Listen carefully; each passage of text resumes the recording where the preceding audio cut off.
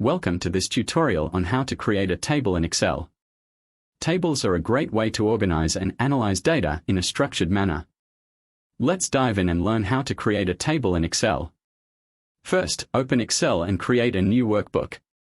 To do this, click on the File tab, then select New and choose Blank Workbook.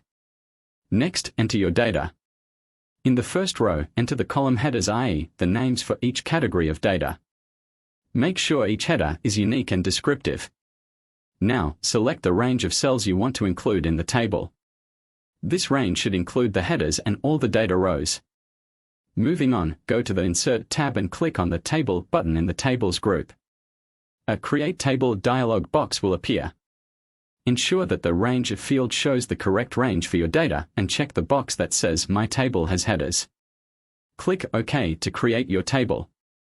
Excel will automatically convert your selected range into a table and apply formatting to it. Congratulations! Your table is now created. You can easily sort, filter, and format your data.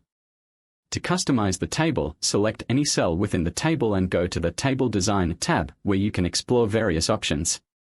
If you want to add a new row to the table, simply start typing in the cell below the table. Excel will automatically include the new data in the table. To add a new column, right-click on any table header and select Insert. Choose whether you want to insert the column to the left or right of the selected header. If you ever need to remove a table, select any cell within the table and go to the Table Design tab. Click on the Convert to Range button in the Tools group. And there you have it. You now know how to create a table in Excel.